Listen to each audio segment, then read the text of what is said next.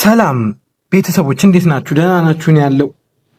አሁን ዛሬ የምነግራችሁ በተምኔሉ እንደተረዳችሁት ለማለት ፈልጌ ነው። እና ሚስት ፍለጋ ቤት በየመን ሚስት ፍለጋ ስል ወደ ሌላ ነገር እንዳታስቡት ይውላችሁ። በዚህ እድሜ ምናምን ብላችሁ እንዳትቀያይሱት። ገባችሁ አይደለ? ፓወር ሲሆንባችሁ ማግባት አለባችሁ እንጂ አጉል ጥግ መሄድ አያስፈልግም። ቀጥታ ጠይቁኝ። እኔ በቃ ማግባት ፈልጋለሁ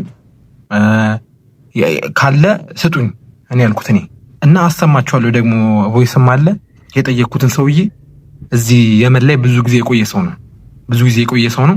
መጀመሪያ ፋሚሊ ጠየቅኩኝ። ፋሚሊ አይሆነ በቃ መውደው መልስ አልሰጡኝም። ገባችኋ? የምፈልገው መልስ ስላልሰጡኝ ቀጥታ ወዴት ሄድኩኝ? የሆነ ሰው ያለ ዝም ብዬ ነው እኔ በቃ አለ አይደለ መሞከር ፈልጌ ዝም ብዬ እስቲ ምን እንደሚል ለመስማት ምናምን ይሄን ያህል የሆነ የመግባት ጄንሊ እንደዚህ የመጣብኝ ነገር የለም። ይሄን ያህል ማለት ነው አለ አይደለ ግዴታ ምናምን ነገር አይደለም። ኖርማሊ በቃ ዝም ብዬ የመኒ ስታገባ ስለ የሆነ አለ ምንድነው በእስልምና የመጀመሪያ ጊዜ የሚጠጡት ሀውድን እነሱ ናቸው።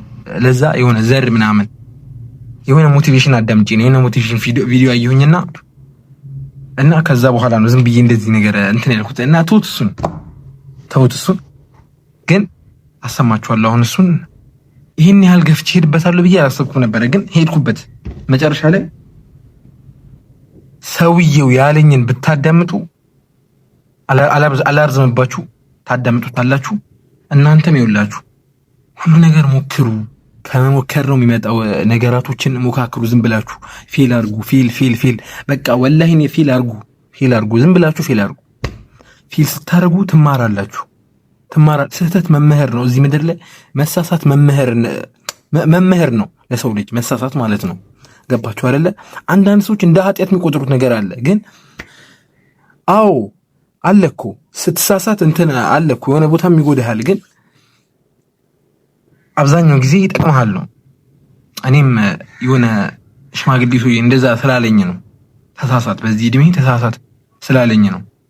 እና ይመቻችሁ ብራዘሮቼ። አሁን ይሄን ቮይስ ታዳምጣላችሁ። ሙሉ ቮይሱን እንትን መጨረሻ ላይ በቃ ዝም ብላችሁ ታዳምጡታላችሁ። የሁለት ደቂቃ ምናምን ነው እና ይመቻችሁ። ሰላም ሁኑልኝ። እንደዚህ በጀርባ ካሜራ እየቀረጽኩ ስለነበር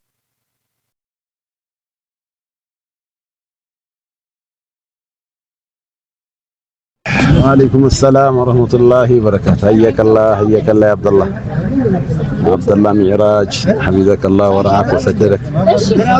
እኔ የምልህ እኔ እኮ የመኒ አይደለሁም። አንድ እኔም ደግሞ ሴት ልጅ የለችኝም። ወላ እብኒ ተዘወጅ የመኒያ ልጄ ብቻ ነው ያገባው የመኒያ። እነሱም ደግሞ እናትየውን ስለሚያውቁት አብረው ሲማሩ ስለነበረ ዛብ ሰላም እያለን በዛ ተንም አክስቶም ነበረች የዛን ጊዜ። ከዛ አኳያ ነው ወይላ የመኒያ ማግባት ትንሽ ይከብዳል። ማለት አንደኛ መህራቸው ውድ ነው። እኛውን እስከ 12000 ሳዑዲ ነው የከፈልነው። ኢትዮጵያ ስንት ብለህ ታስበዋለህ? ወደ 600 500 ሺህ በ10 ሺህ በ20 ሺህ በ30 ሺህ ሰዎች ያገባሉ። ግን እኛ ልጅ ያገባው እንደዛ ነው። በጣም ውድ ነው። ይሄም አቀል ተብሎ እኮ ነው ትንሹ ማር ተብሎ ማለት ነው። አሁን አንተ ምን ነገር የለኝም እያልክ ነው። አንድ ሁለተኛ አበሺ ነህ። እዛ ሀገር ደግሞ አበሺ በጣም ነው የሚንቁት። ገብተዋል። ኻዲም ነው የሚሉት። ሁለተኛ ደግሞ አንዳንድ አሉ እዛ ሙከላ አካባቢ የሚያገቡ ማለት ሱድ ናቸው። እንደ ሰና እንዳሉት አምራን ወይም ሌሎች ሽማል እንዳሉት ምንዮች አይደሉም፣ ጥቁሮች ማለት ነው። እንደዛ ለምሳሌ አንድ እስማኤል አልኦሮሚ የሚባል ኦሮሚ እዛ ገብቷል ከሙከላ አካባቢ ጥቁር ናቸው። ግን ምንድነው በአጠቃላይ ሁሉ ነገር ሰበብ ይፈልጋል። ገብቷል። አትዝዋጅ። ሰዎች ለምሳሌ ሊድሩልህ ቢፈልጉ በምን ታገባለህ፣ በምን ታኖራታለህ፣ ቤት አለ ወይ ሊሉ ይችላሉ ማለት ነው። ያን ነገር ያለ ሰበቡ እንትን ማድረግ ይሄ ليس من سنة الله سبحانه وتعالى حتى ليس من التوكل አይደለም ይሄ።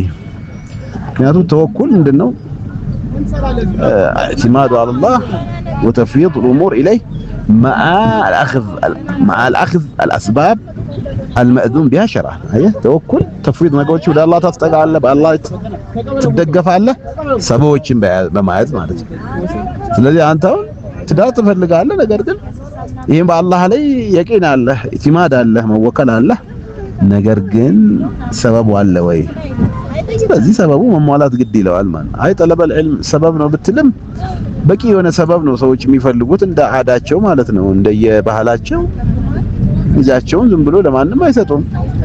ምክንያቱም ዛሬ አገባሃት ስሜት ስላለ ስለፈለክ ነገ ደግሞ ስሜትን ስታረካና ደግሞ ካልፈለክ ትታት ልትሄድ ነው የሰው ልጅን ማለት ሊወለድ ይችላል። ስለዚህ እነዚህ ነገሮች ስላሉ ነገሮችን ቆም ብለህ አስብ። በሰበቡ ላይ ራስን እንትን በል ሰበቡን ለማሟላት ሞክር። ከዛ በኋላ አብሽር ቢልኸይር። ይሄ ነው የምልህ። አላህ ይحفظك الله يبارك فيك يا عبد الله።